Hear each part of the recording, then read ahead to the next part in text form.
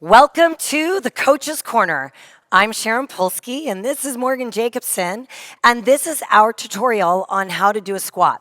So the first thing I'm gonna do is I'm gonna have Morgan just stand here without any weight on her back, and I'm gonna have her bring those hands out in front of you, and I'm gonna have her sit back into a squat position. There's a couple of things you're gonna see. This is called a hip hinge. So she's hinging at the hips. She's not dropping her back forward. She's lifting up through her chest.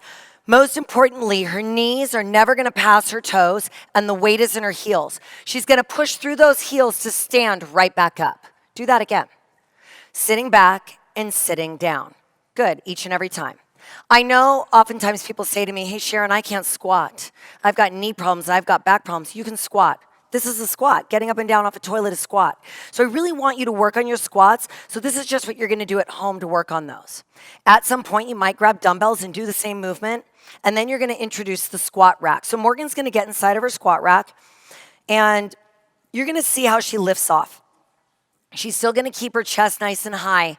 As she lifts off, she's resting it on the soft part of her shoulders, her traps, not on her neck. You've got to find that comfortable position. Her feet are hips width apart, her heel behind the middle toe. The outside edges of her feet are parallel to the outside edges of the room, or she can turn those toes slightly out. Her feet are going to be no narrower than her hips. She can take them as wide as her shoulders or even slightly wider. That has to do with your hip mobility. There really isn't a right or wrong to the width of the feet, but if it's a little too narrow with the length of that bar, it may have a little bit of a problem for balance for her. She's gonna sit down and back, and then she's gonna power straight back up. Now, she's got great range of motion. She's able to go quite low. You at home, you may only be able to go a few inches each and every time, but eventually I want you to start working towards getting your hips to parallel. The hamstrings, the bottom of the legs are parallel to the floor.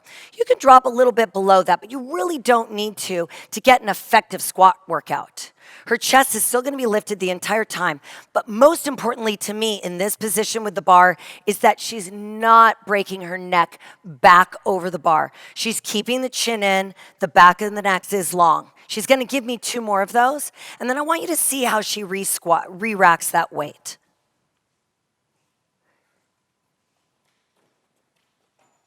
She's guiding herself in, looking from side to side, dropping it off and stepping it forward. You only want to push the amount of weight that you can lift off and rack yourself. And I know all the bodybuilders out there screaming at the video screen right now and saying, well, that's not true. You've always got to push maximum weight for reps that you do. When you're learning squats, and if you're doing a squat tutorial with Morgan and I, you're probably learning how to do squats, or this is a refresher for you. I want you to be comfortable and I want you to be safe. Because if you get injured, then you can't work out with me tomorrow. And for us, I think the goal is that you work out day after day, week after week, month after month, and year after year until you get stronger and healthier and happier and more confident.